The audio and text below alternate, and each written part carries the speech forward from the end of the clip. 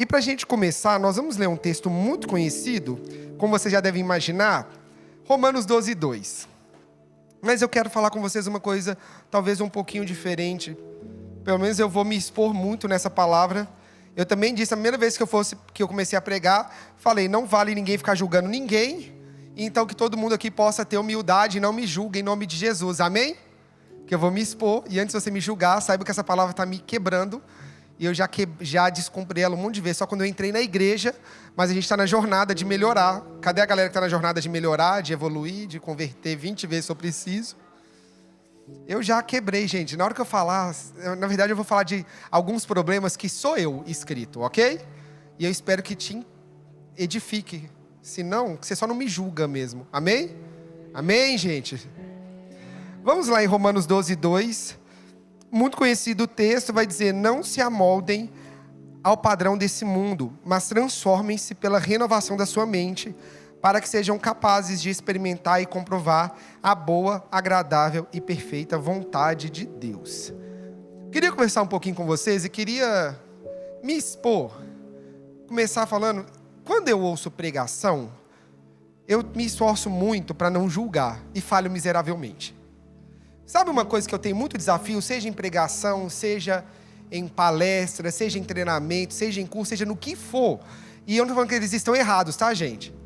Mas, às vezes, eu sou muito metódico e muito literal. Você quer ver que eu fui literal essa semana? Minha esposa me mandou, compre um bife, por favor. O que eu entendi? Um bife.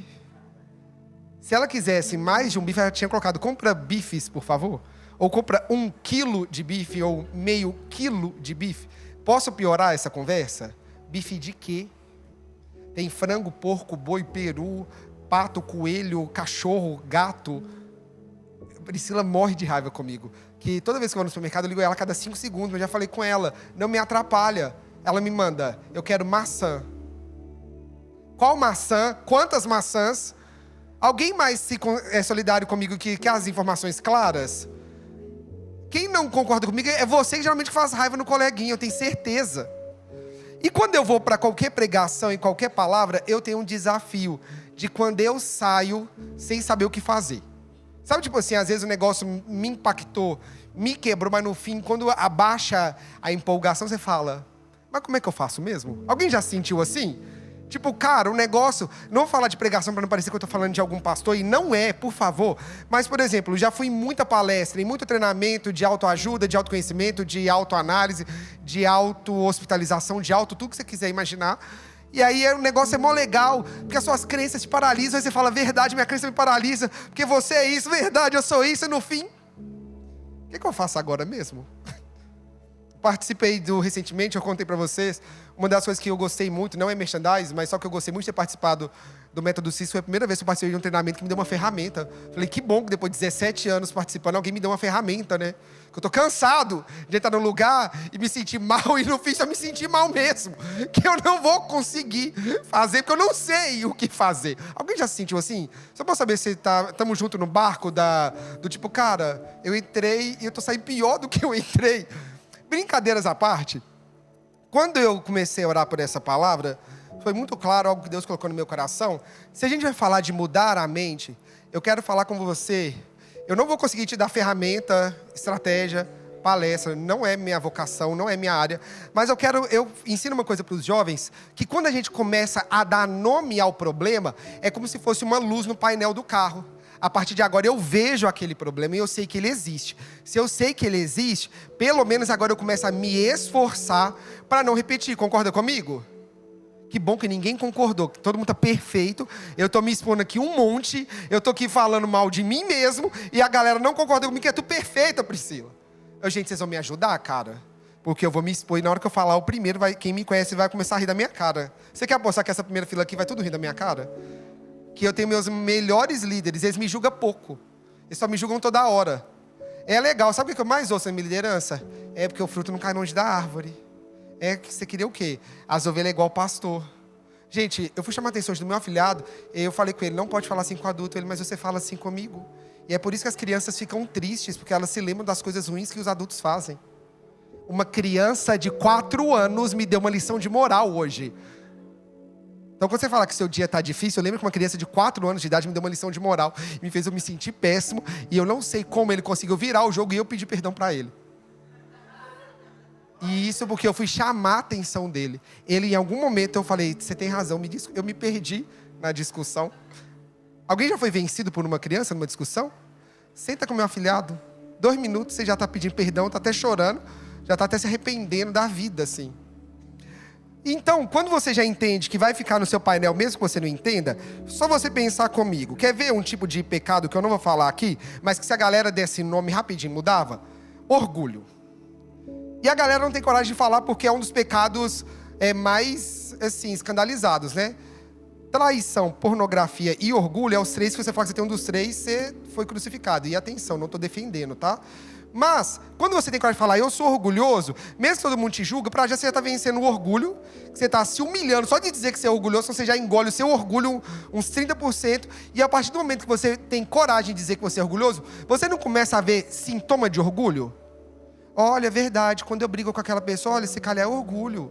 Olha, eu começo a juntar. É a mesma coisa quando você está doente, porque a galera que está doente ama correlacionar sintoma que às vezes nem existe. Não é porque eu tenho TDAH. Véi, você só está cansado. Você só não dormiu. Aí tudo agora... Você já reparou que o ser humano tem essa facilidade de quando vê um problema, ele começa a conseguir encontrar os sintomas relacionados ao problema? Vocês podem responder alguma coisa? Ah, obrigado. Eu não sei, vai que vocês estão longe. Então, eu vou falar para vocês hoje sobre 3 problemas para nós mudarmos a nossa mente, que eu tenho absoluta certeza que se você conseguir controlar esses 3 probleminha na sua cabeça, você já vai com certeza ser um irmão em Cristo, um cristão, um ser humano, um servo, um líder, uma planta melhor. Você vai ser melhor em alguma área da sua vida em nome de Jesus. Posso ouvir um amém? O primeiro, e o não menos importante, e o que me pega, e que eu já vou me expor para não ser humilhado, já vou quebrar o meu orgulho, chama pessimismo. Quem aqui se considera pessimista, confessa o seu pecado enquanto eu confesso o meu? Legal, tudo otimista, né? Ninguém aqui está com medo do furacão que vai passar amanhã, né? Ninguém aqui fica com medo das coisas, não. Tá tudo otimista. Então, se eu der um desafio de fazer o revival e eu falar que eu quero 200 pessoas, eu não quero saber do povo começar a vir com o e se. Porque os otimistas não pensam no e se. Os otimistas não pensam no pior cenário. É verdade ou é mentira? Aí agora metade já se sentiu pessimista. Metade se sentiu pessimista. Aí eu fui pegar a definição do pessimista. Pessimismo, aquilo que é o pior possível, extremamente mal, muito ruim. Outro dia meu chefe queria me bater, porque eu falei com ele que eu luto muito contra o pessimismo, e ele achou que eu estava exagerando, e a gente estava indo para um almoço com um cliente, e eu falei com ele, não, eu sou tão pessimista que eu já imaginei que aquele almoço o cara vai sequestrar a gente, vai matar a gente. Não é zoeira. Não é, gente. A gente mexe com clientes de vários níveis. Eu já vi muita série de investigação criminal para saber que metade dos advogados é morto. Eu estava acompanhando advogado, o que eu pensei? Ô, gente, a Priscila sofre. A Priscila sofre. Por quem mais se consegue ver, talvez não nessa proporção, mas quando vê uma oportunidade, logo pensa nos poréns, nos problemas e desiste da oportunidade, porque viu o lado ruim da oportunidade. Alguém é assim? Alguém é assim? Conta de verdade, que eu estou levantando a minha mão. Alguém é aquela pessoa que quando vê um problema, já transformou o problema no pior problema possível? Ai, meu dedo quebrou, mas dali o seu pé quebrou, você se partiu no meio, a sua vida está horrível. O seu dia já perdeu a razão de existir, o seu dia está péssimo, só te resta uma solução, dormir e começar no dia seguinte. Quem já falou que precisa dormir para amanhã ser melhor? Confessa, gente. Eu estou me expondo. Quem aqui já viu que a comida estragou e de repente já não consegue mais comer, que perdeu a fome, que vai morrer de fome? Quem já disse, estou morrendo de fome e tudo ficou ruim a partir da fome? Tudo aqui lida bem com fome, né? Todo mundo aqui lida bem com a fome. Eu estou gravando. Se no atendimento, posso alguém falar que eu sou pessoa, eu falo, você não é não. Porque no dia que eu falei, você se escondeu. Você não é, você é otimista. Você, a partir de hoje, você não pode dizer. A Bíblia vai dizer lá em Números 13... capítulo 30, e enquanto eu procurava na Bíblia sobre pessimismo, eu achei o melhor grupo de pessimista da Bíblia. O povo bom para dar exemplo de pessimismo. Números 13:30 vai dizer: então Caleb fez o povo calar-se diante de Moisés e disse. Eu já imagino, só parênteses, Caleb gritando: cala a boca, pessimista. Que o pessimista irrita o otimista, não irrita, Priscila? Não era para ter concordado? A Gleice concordou muito rapidamente. O pessimista, ele tem a capacidade de tirar a fé do grupo. Porque o cara chegou com 1000 sonhos. Minha esposa tem os 1000 sonhos de Priscila. No dia que ela descobriu o Vision Board para poder colocar os sonhos dela, eu achei que ela ia fazer mosaico. Desse tamanho que ela colocou, milhões de sonhos. E eu era sempre o quê? O que destruiu o sonho. Por quê? Porque problema de cabeça tinha que ser tratado com Deus, com a vida, com a terra, com a terapia, com o médico, com tudo. Caleb fez esse mesmo povo pessimista calar a boca e disse o quê? Subamos e tomemos posse da terra, porque certamente conseguiremos fazer isso. Não é uma frase muito otimista? Galera, para de reclamar. Bora marchar. A terra prometida está ali na nossa frente. Eu já fui lá espiar. Ela é boa, ela tem leite, ela tem mel. Tem uns gigantes que a gente vai derrubar. Bora, vamos subir e conquistar. Otimista, não é? O cara cheio de fé, o cara ousado. O grupo vai dizer o quê? Versículo 31. Os homens que tinham ido com ele, porém, disseram: não podemos atacar aquele povo, é mais forte do que nós. Vamos piorar essa história? Sabe o que eu quero começar? Por que eu quero começar falando do pessimismo? E muito mais que uma característica da sua personalidade, do seu traço de personalidade, é muitas vezes uma afronta à palavra de Deus na sua vida. Porque esta ordem que ia ser conquistada a terra não foi dada por Caleb. A promessa tinha sido dada lá no livro de Êxodo, quando eles saíram do Egito. Eles já estavam aproximadamente 40 anos marchando, aqui já é a reta final. Depois de 40 anos, eles ainda não duvidavam se eles iam conseguir conquistar essa terra ou não. Quem tinha dado a promessa e a certeza que ia conquistar foi quem? Foi quem, gente? Deus. O que o Caleb diz basicamente foi: vai dar certo, já tenho uma certeza. A palavra já me trouxe até aqui. Então, talvez você não se diga pessimista, mas quantas vezes, diante da ordem de Deus na sua vida, você paralisou ou desistiu porque achou que não ia conseguir? Tá vendo? Você ainda pode se dizer que não é pessimista. E eu não quero que você se rotule, tá? Não quero que você saia daqui criando um rótulo para sua vida, não. Tô cansado de tudo você ter um rótulo hoje. Mas vamos continuar. Se você pular para o capítulo, acaba o capítulo 13, no capítulo 14, ali no versículo 2... diz: todos os israelitas queixaram-se de Moisés e de Arão e toda a comunidade, e lhes disse: quem dera tivéssemos morrido no Egito, ou nesse deserto, porque o Senhor está nos trazendo para essa terra, só para nos deixar cair a espada. As nossas mulheres e os nossos filhos serão tomados como despojo da guerra. Não seria melhor voltar para o Egito? Gente, você tem noção do que aconteceu aqui? A galera fala que era melhor morrer no Egito do que continuar. E aí agora você vai fazer um exercício de autoanálise muito importante. E quantas vezes a vontade de Deus te levou para o lugar mais doloroso da sua vida e você começou a achar que não era Deus que estava te fazendo isso e aquilo ali estava pior do que era antes. Porque quantas vezes a vontade de Deus nos mói, nos prensa igual a uva, nos prensa igual a azeitona para fazer o óleo. Quantas vezes a vontade de Deus nos leva para o deserto e nos mói completamente, e a resposta da nossa alma é dizer: era melhor ter ficado no Egito. Egito era onde eles estavam escravos. Realmente é melhor ser escravo do que ser livre. Faz sentido? Para você calar essa voz da sua alma que disser: a partir de hoje, quando você se sentir, e atenção, nós sentimos as coisas, ok? Há uma corrente, há uma linha de ensino que vai dizer que a gente não controla o que sente, a gente controla como reage. Sendo verdade ou mentira que você controla o que você sente ou não, vamos partir do princípio que de fato nós controlamos as nossas reações? Estamos de acordo nesse assunto?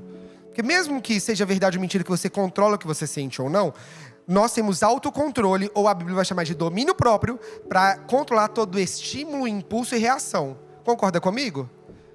Se você sente raiva, a raiva pode ter vindo de forma involuntária, mas a partir do momento que você viu a raiva, você tem total controle sobre ela e sobre o que você faz com aquela raiva. É verdade ou é mentira?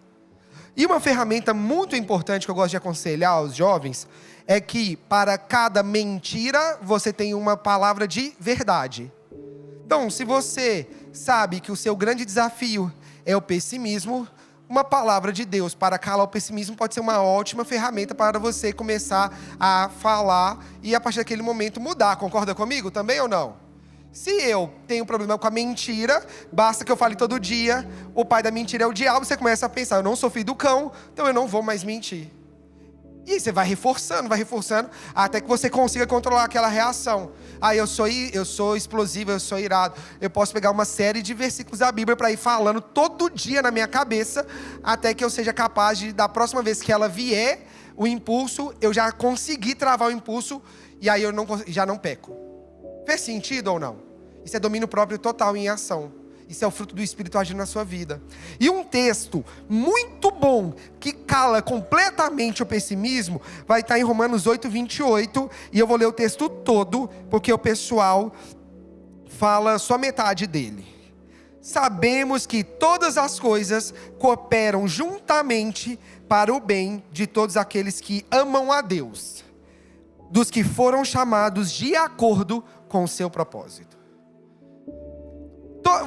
Tem umas palavras-chave que vai dizer todas as coisas. A gente já sabe o que é tudo.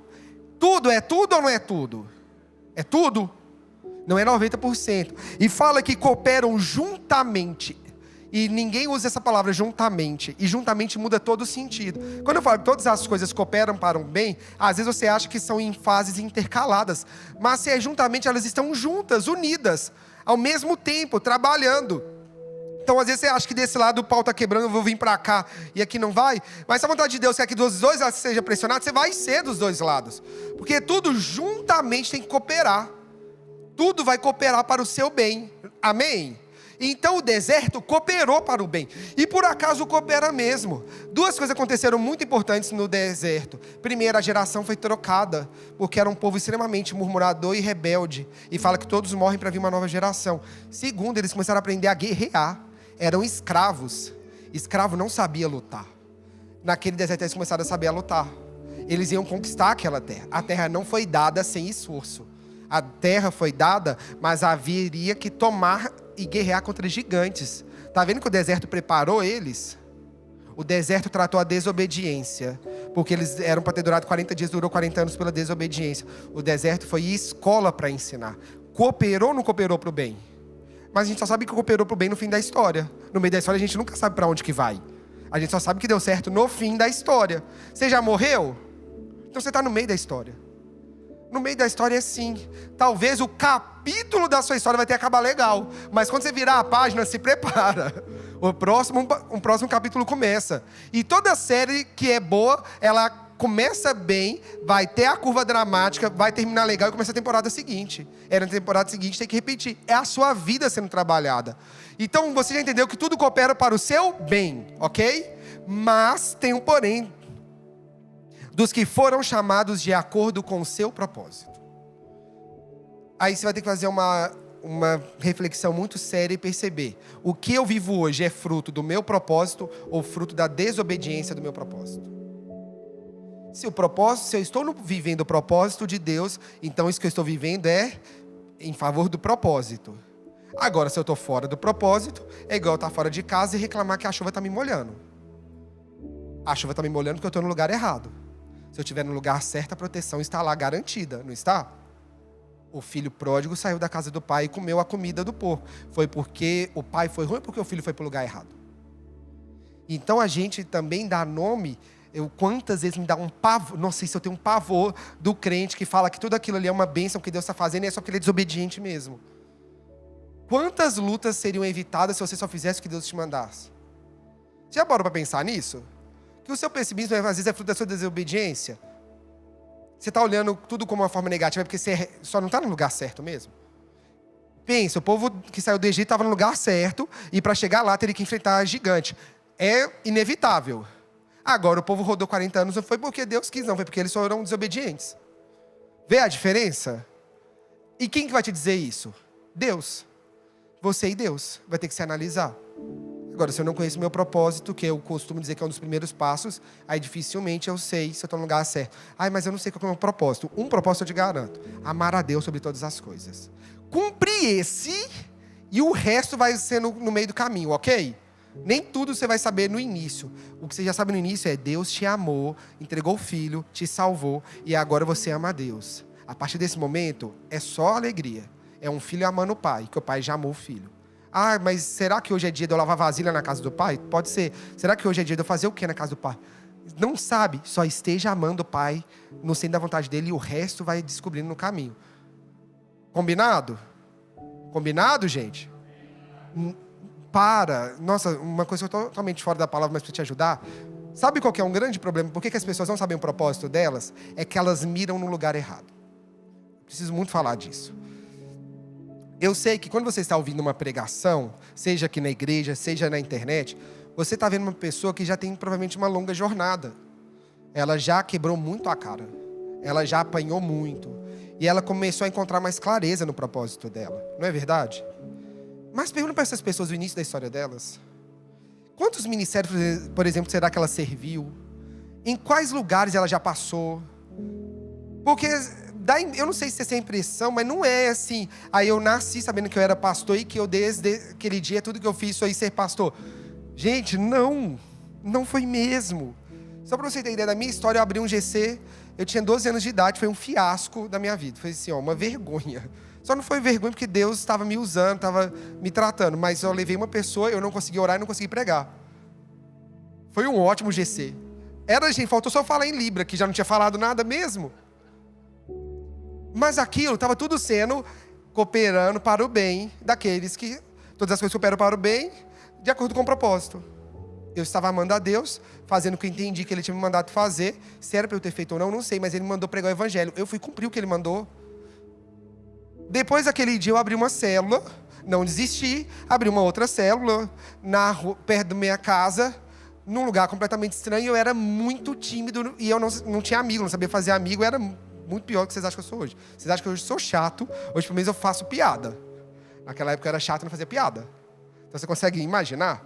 E eu converti numa época que não era legal ser crente, tá, gente? Só pra vocês lembrar disso. Não era legal você cantar louvor, não. Você era julgado. E aí, depois disso, o GC deu errado. Minha irmã assumiu. Porque deu muito errado. Eu era um menino de 12 anos e o povo me engoliu. Sabe, o GC perdeu o controle? Ah, mas para melhorar, o GC deu 35 pessoas. Isso era um feito histórico. Mas era um menino de 12 anos. Eu e meu irmão, nós dois abrimos juntos. E a gente não sabia o que fazer. E o GC engoliu a gente. Aí minha irmã, que já tinha 17 anos, assumiu a rédea para tentar botar controle no negócio, sabe? Pensa, um monte de menino de 12, 13 anos junto, a gritaria, a bagunça que não era. E eu achando que eu pregava super bem, me arrasando, gente, era uma vergonha. Eu desisti, abri o terceiro GC.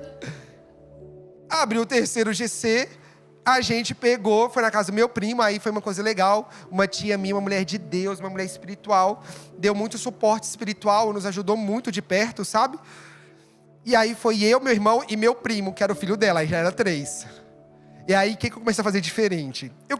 Já fazia isso no outro GC, nesse eu potencializei, eu tinha que sair de casa 1h30 antes, que eu ia buscando a galerinha de galerinha. Um menino de 13 anos buscando, ou de 13 anos, a gente ia um mulão de gente pra casa da minha tia. Sabe assim, fazer o arrastão de levar na galera? Eu tinha clareza qual era o meu chamado? Não, só sabia que eu só queria pregar o Evangelho. Tá vendo que em nenhum momento houve assim uma revelação espiritual que era para fazer aquilo? Para mim eu juntei que 1 mais 1 é 2. Mateus 28 mandou pregar o Evangelho. Opa, eu sei nada do Evangelho, mas eu tenho que pregar. Preguei. Dando certo ou errado, muita coisa que eu fiz estava errado. Mas eu estava fazendo, sabe? Fui descobrindo o chamado no caminho. Fiz o GC. Aí um dia, dei a louca, meu irmão, tudo eu conto de mim, meu irmão estava comigo, ok? E aí a gente alugou um autocarro, uma van, para levar a galera para a igreja. 13 anos eu estava alugando autocarro. Van, isso era coisa para eu fazer? Com certeza não, hoje seria preso. Mas naquela época ainda não tinha muita fiscalização, não, estava certo. Levamos a galera. Você imagina a alegria que foi levar aquela galera? Porque, gente, eu chorava de alegria. Depois disso, passou o tempo, esfriei na fé, estava na igreja, mas tinha sofrido muita frustração ministerial. Eu não vivi muita coisa do mundo, o que eu vivi de BO mesmo foi dentro da igreja. E aí eu comecei a morrer espiritualmente dentro da igreja. Até passou um tempo que os pastores me ajudaram, foram lá, conversaram comigo. Comecei a voltar, engatinhar. Tá vendo que às vezes a gente vai quebrar a cara e vai paralisar? Paralisei. E não foi a única vez que eu paralisei, tá, queridos? Foi a primeira de umas 10 vezes na minha vida. Melancólico do jeito que eu sou, gosto de um drama e faço um drama bem feito. E depois disso a gente foi para um núcleo. Nesse núcleo foi maravilhoso, que diferente de igreja formada lá, a igreja não tinha nada formado. Foi onde a Priscila se apaixonou por mim. Ela só não assume isso até hoje, mas ela se encantou comigo, ficou doida com o meu charme que eu tinha. Tinha acabado de emagrecer 25 quilos, tava na capa da costela, cara de menino com problema. Pensa, gente, nossa, que derrota que era. A Priscila linda na igreja, a Priscila cobiçada e eu feio pra doer. Não tinha nem roupa direito. A roupa que eu tinha era larga, gente, eu perdi tipo 25 quilos em poucos meses. Eu não sei o que aconteceu. Deus fez o detox lá. Eu vi uma Ozempic do céu. Mano, fazia tanto jejum que eu não precisava de Ozempic, não. Eu lembro uma vez eu fiquei em 6 jejuns ao mesmo tempo na igreja. Eu tinha que parar pra perguntar, será que eu posso comer isso? Ministério tal é isso. Gente, sério, era o maior rolê. Eu lembro até hoje, estava em jejum de carne, eu lanchava na escola e era caldo de feijão com carne, eu não queria quebrar o jejum, engolia a linguiça sem mastigar para não quebrar o jejum. Eu já fiz muitas coisas doidas. E aí, gente, o tempo vai passando. E Deus vai cooperando, tudo foi ferramenta, até as dores. Ah, Rafa, mas todas essas dores foi Deus que provocou? Claro que não. Mas uma coisa é, corria para Deus. Mesmo se eu tivesse feito cagada, eu voltava para Deus. Você consegue perceber como que é mais simples do que parece? É só que você está mirando, não foca no fim da história de um pastor que você for ver, foca na sua história. Pega o que ele pregar, aplica na sua vida e foca na sua fase da vida. O que você precisa vencer hoje? Eu preciso parar de desviar e ficar um dia na presença de Deus? Então fica um dia. Não mira lá na frente. O alvo está em Cristo. Mas não pula fase, não pula processo, porque é nisso que muita gente desiste e nem permanece, porque acha que é muito mais difícil do que parece. Combinado? Bom que eu tenho 3 minutos e 53 segundos para falar de outros 2 pontos. Vamos lá em Filipenses 2:4. 2:14, desculpa.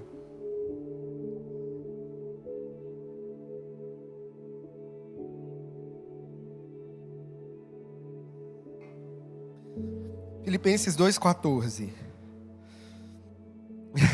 E esse sou... Ai, não vale me julgar.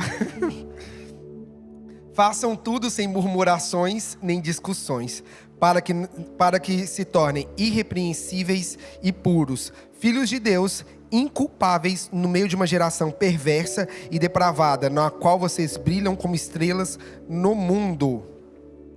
Outro texto. Além disso, não murmurem, como alguns deles murmuraram e foram mortos pelo destruidor.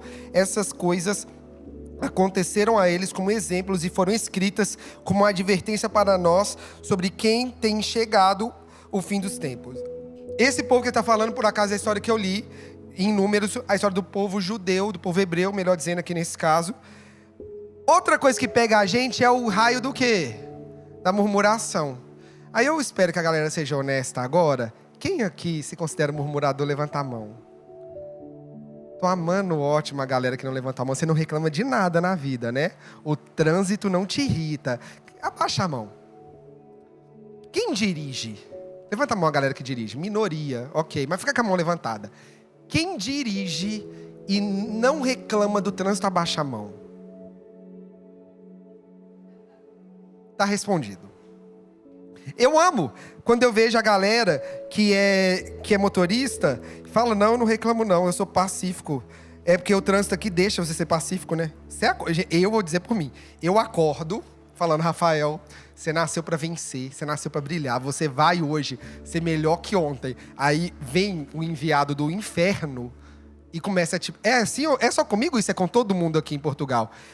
Mano, é a estratégia do inferno aprovada, assim, ó. O inferno não cria ele fala, você dirige, já tenho aqui pacote de tentação para motorista, favor enviar ali.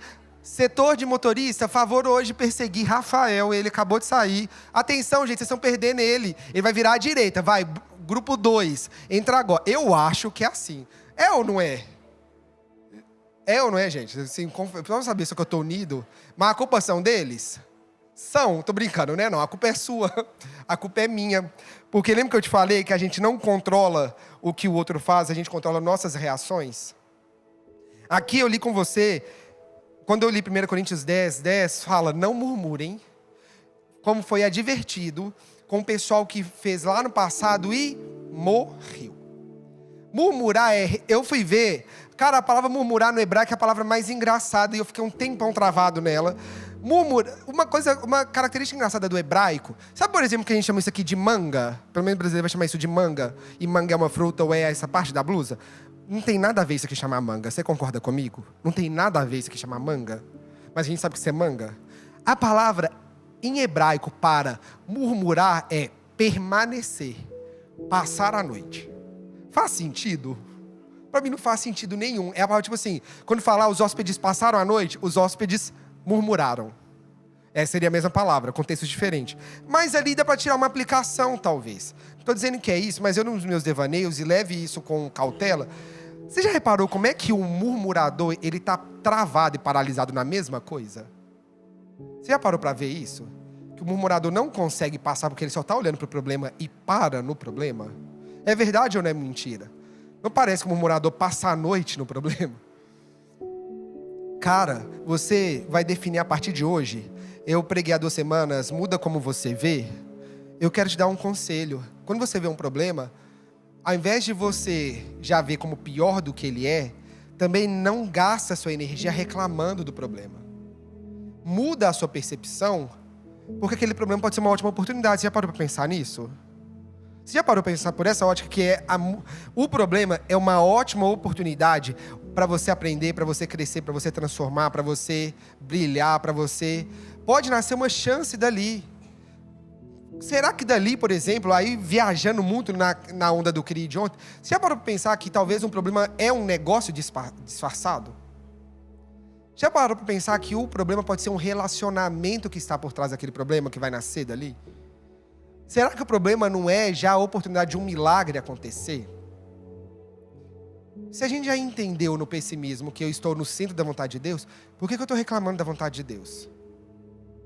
Aí a gente vai para o terceiro ponto que a gente vai mudar a nossa mente, que aí vai estar lá em 1 Tessalonicenses 5,18. Deem graças em todas as circunstâncias, pois essa é a vontade de Deus para vocês em Cristo Jesus. Para você casar a murmuração, sabe qual que é um problema que vem junto e já te dou a solução? Chama-se ingratidão. Será que você tem coragem? Eu vou perguntar de novo, porque a gente está aqui já se expondo. Eu não vou sair daqui me humilhando sozinho. Quem aqui se considera ingrato, levanta a mão. Tudo grato, né? Se você reclama do problema, eu quero te dizer, o nome disso é ingratidão. Isso, o nome disso é ingratidão. Cara, sabe com quem a gente é mais ingrato na nossa vida? Com Deus. E às vezes eu tento perceber, eu tento ver as coisas pela ótica de Deus, pra gente fazer aquela ideia de entender a graça de Deus que não dá pra entender. Eu tenho aqui, por exemplo, o Laércio e o Henrique. Pai e Filho e o Espírito Santo. Vou chamar o Espírito Santo, não vou deixar ele de fora. Perceba comigo, pai e filho. Imagina o Laércio, todo dia, se esforçando para dar... E isso é a história de toda a família, tá? Não tô contando a história deles, é a história de toda a família. Só para parecer que eu tô dando indireta na vida dos dois, tá? Tô expondo o Gabi. Não! Mas é que é a história de todo mundo, é clichê. Mas é o clichê que reflete a relação com Deus. Laércio, você trabalhou muito ou pouco? Muito. Taíla, Laércio trabalhou muito ou pouco? Muito. Você passou noites fora de casa trabalhando? Muitas. Henrique, Laércio passou muitas noites fora de casa trabalhando? Ok. Não estou dizendo que o Laércio estava certo. Laércio, você já corrigiu o seu filho? Muito ou pouco? Henrique, não responde se você não expor seu pai. Taíla, Laércio, porque eu sei que vocês já estão muito tempo juntos, você lembra dessa bênção criança, né? Devia ser uma paz. Henrique devia ser um anjo. Ó, não dava problema nenhum. O Henrique era assim, né? Um anjinho, quietinho. Um menino fofo, mudo. Era assim? Era, né, Thalia? Eu sei que você está com o Henrique há muitos anos. Ele era essa paz, né? Ó, dava problema nenhum. Assim, ó. Sabe aquele menino que fala assim, nossa, eu não posso reclamar meu filho? Dá trabalho nenhum. Era o Henrique, com certeza. Você olha pra essa cara desse menino, ele era assim. Sabe o que pra orar na autoridade espiritual, o homem de Deus, você fala, não deu problema na infância. Não deu. A risada está confirmando que ele não deu trabalho. Essa risada todo mundo confirmando, é verdade, ele não deu problema. O Laís está rindo aqui de alegria, pensando, meu filho, perfeito. Nas poucas vezes que nem foi preciso que você corrigiu ele, quantas vezes ele te agradeceu? Todas, porque era um menino maravilhoso. Agradeceu todas as vezes. O pai batia e falava, pai, obrigado para o meu bem. É maravilhoso. Essa é a nossa relação com Deus. Quantas vezes... você já colocou seu filho de castigo? Não precisou bater antes, tô zoando. Sabe quando você corta uma coisa do filho? Sabe, tipo assim, filho, você não vai ter isso? Você já proibiu seu filho de fazer alguma coisa? Henrique, você lembra de seu pai ter te proibido assim, você não pode fazer isso, que você aprontou? É que, mano, eu não vou...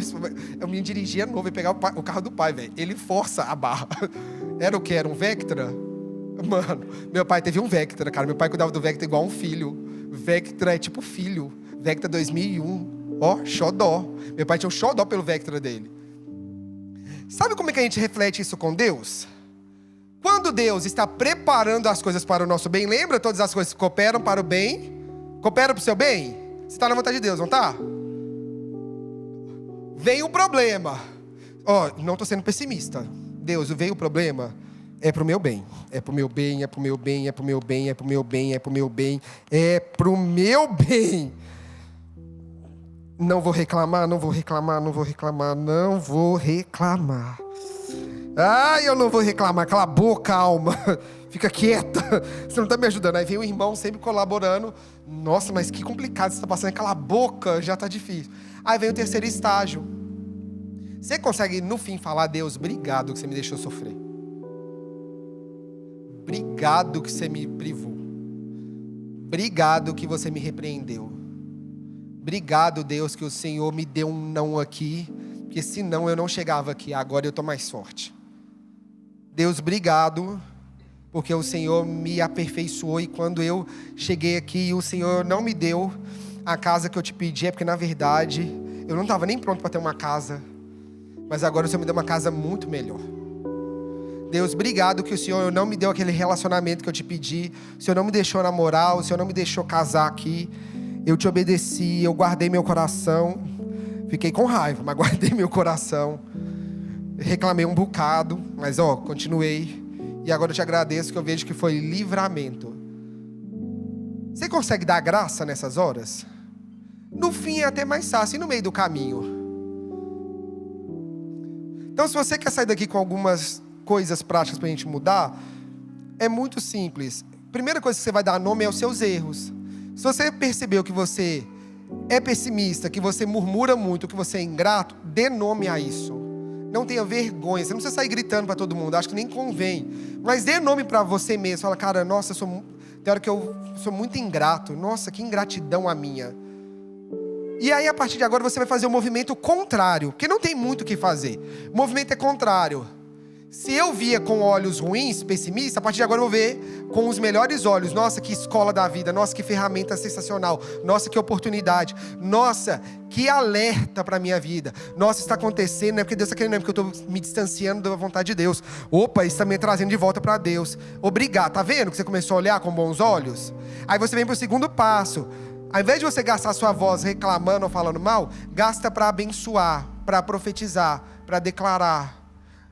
Quer ver um cara que me quebra? O Schneider. Toda vez que eu pergunto para ele, Schneider, você tá bem? Melhor que eu mereço.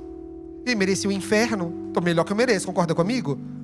Isso é um remédio bom para a alma, que você para de ser ingrato. Você merecia estar vivo? Você merecia ter saúde? Segundo a Bíblia, você merecia o inferno. Você não tá lá, você tá melhor do que você merece.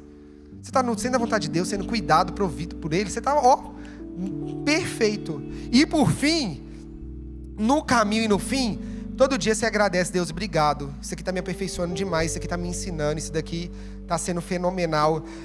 Gasta seu tempo orando. Eu até sugiro uma coisa, gasta um tempo nas suas orações. Ora também para que Deus te ajude a resolver o problema. Ora para que Deus abra as portas, ora para que Deus te dê força. Pode orar por tudo isso, mas gasta essa oração também sem Deus. Mas enquanto não acontece o que eu estou imaginando, pode ser até muito diferente. Obrigado. porque o Senhor continua trabalhando, o Senhor está cuidando de mim, o Senhor está me aperfeiçoando. Obrigado. Vamos fazer esse esforço a partir de hoje? Se coloca de pé no seu lugar para a gente orar.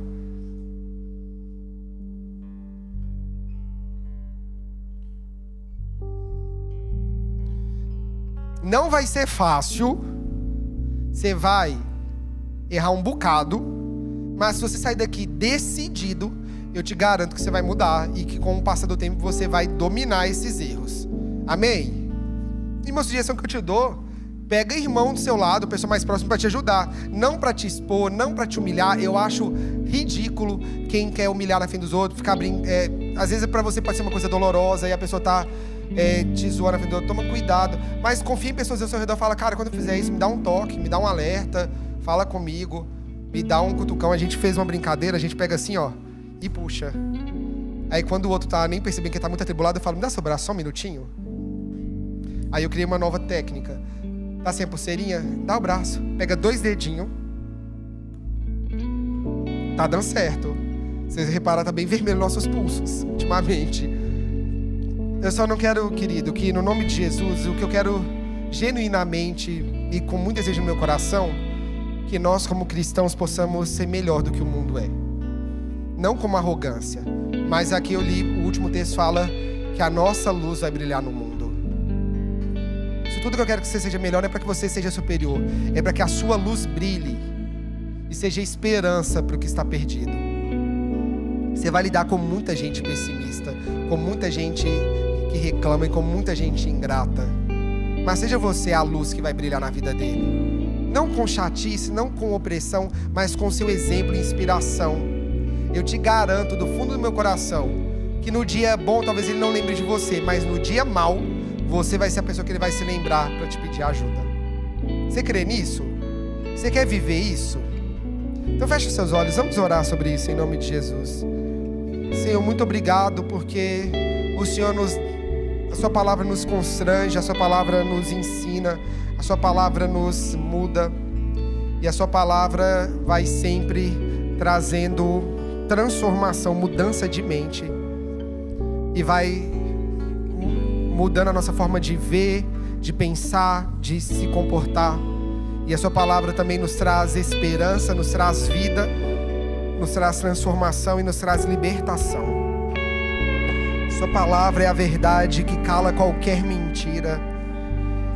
E eu sei que muitos de nós temos vivido uma vida que fomos acostumados, a gente entrou num lugar, Deus, de viver tanta murmuração, tanta reclamação, tanta mentira, tanto pessimismo. A gente já foi tão treinado a olhar para o mal, para o ruim, que a gente hoje nem percebe mais e já é automático. Mas Espírito Santo, o Senhor é aquele que a Bíblia vai dizer que traz o arrependimento, a mudança, o convencimento do pecado. Por isso, em nome de Jesus, eu te peço, Espírito Santo, muda a nossa maneira de viver. A partir de hoje, seja o melhor amigo e aquele que vai nos mostrar quando a gente errar e vai trazer uma palavra nova à nossa mente. O Senhor pode trocar, nós te damos liberdade, porque o poder o Senhor já tem para mudar a nossa maneira de se portar, de viver a nossa vida. Ah, Jesus, nós não queremos ser mais os mesmos, nós queremos refletir a sua glória, a sua imagem.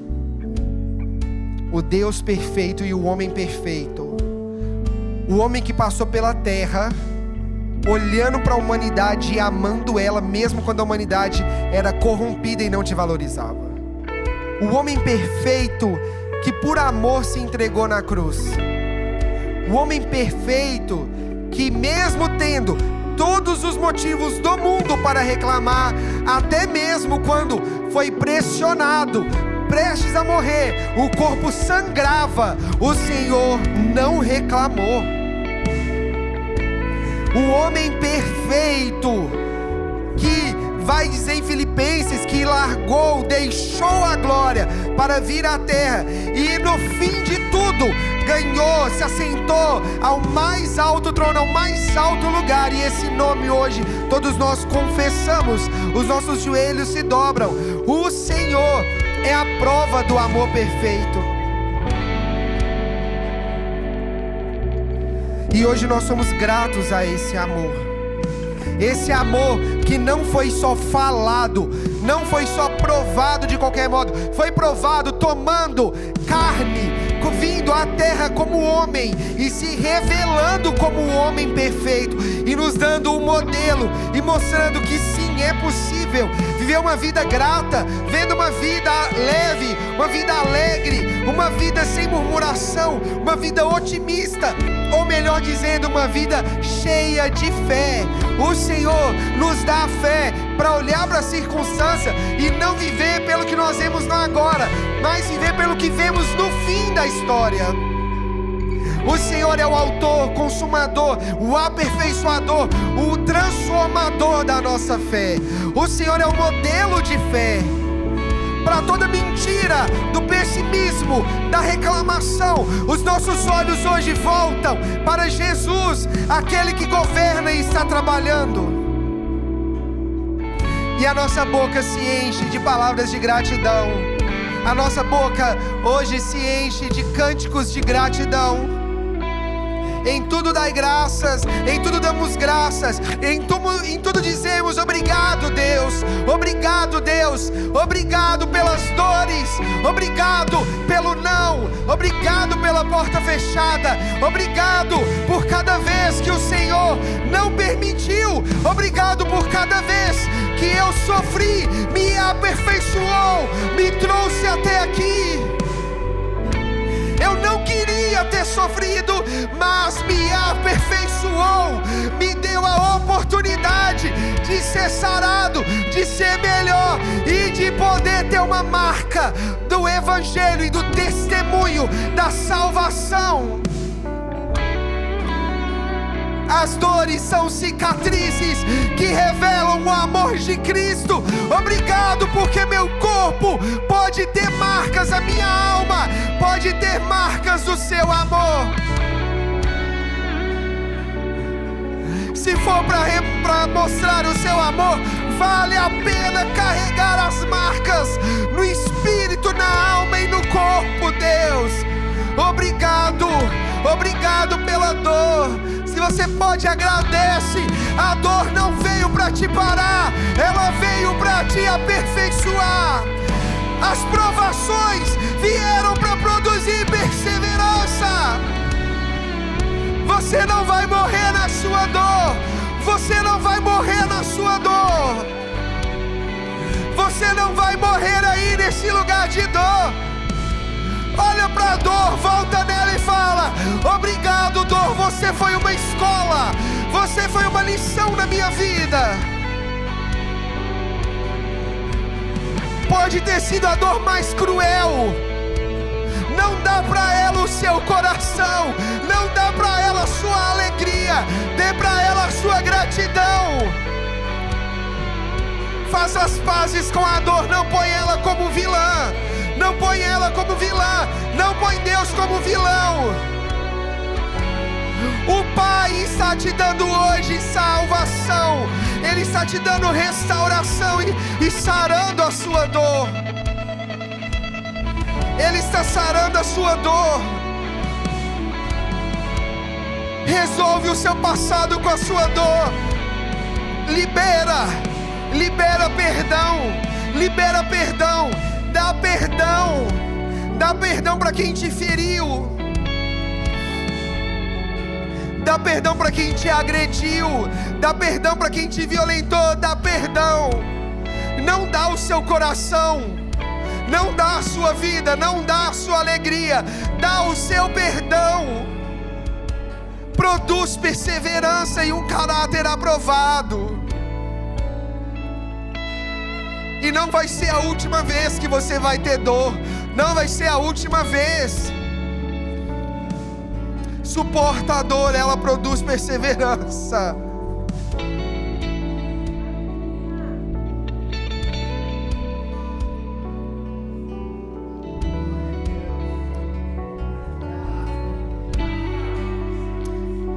É uma nova história que se inicia hoje. É uma nova história que se inicia hoje. Uma nova mente. Deus renova a nossa mente para experimentar, para entender, para viver a sua vontade. E não só viver a sua vontade, mas perceber que ela é boa, que ela é agradável e que ela é perfeita, em nome de Jesus. Amém? Você pode aplaudir o Senhor nesse lugar.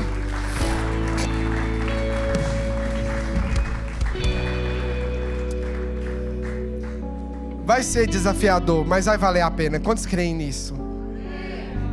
Aleluia. E eu não posso ir embora sem fazer uma segunda oração para você. Se existe alguém aqui nessa noite que estava longe dos caminhos do Senhor, que estava afastado ou que não caminhava com Jesus, mas que hoje o Espírito Santo te constrangeu, te convenceu, com o amor dele te arrebatou e te trouxe para perto. Se alguém que estava aqui então, que estava longe, que quer voltar para Jesus, quer entregar a vida para Jesus, eu queria que você fizesse um sinal bem alto com a sua mão, que eu vou orar com você, se você está aqui nessa noite. Essa é a sua chance para que nós possamos orar por você. E eu também quero fazer um segundo convite. Você que precisa de ajuda, que quer ser aconselhado, acompanhado e que quer falar conosco, eu e minha esposa vamos estar aqui no fim do culto para falar com você. E também você que é visitante, eu queria muito te conhecer antes de ir embora. Então não vai embora sem falar com a gente, amém? Vamos viver essa transformação de mente a partir de hoje? Sem ser pessimista, sem reclamar e sem ser ingrato. Você consegue? Vai ser perfeito? Não, mas amanhã vai ser melhor que o hoje. Só não desiste, amém? Senhor, então nós te agradecemos por esse culto, por tudo que o Senhor fez, por tudo que o Senhor ainda vai fazer. Obrigado por essa palavra que nos transformou. Obrigado, em nome de Jesus. Transforma a nossa mente, transforma a nossa forma de viver, de agir. Transforma a nossa forma de se portar no Evangelho e de caminhar. Nos guarda ao voltar para casa, nos leva em paz, em segurança, protegido pelo Senhor, com seus anjos ao nosso redor. Abençoa também aqueles que já estão nas casas, que possamos ter um fim de semana sobrenatural, cheio do poder de Deus e já sendo melhor, sem reclamar, sem murmurar, sem ser ingrato. Em nome de Jesus Cristo, sem olhar com olhos ruins. Eu oro também pelos cultos de fim de semana. A mão do Senhor já está aqui, o seu poder já está aqui e veremos milagres e transformação. Declaro então a paz do Senhor sobre nós, em nome de Jesus. Amém. Que Deus te leve em paz, em segurança. Não deixe de vir aqui na frente, eu quero te conhecer também, que é a primeira vez. E vamos continuar nossa comunhão lá no Lagoinha Coffee.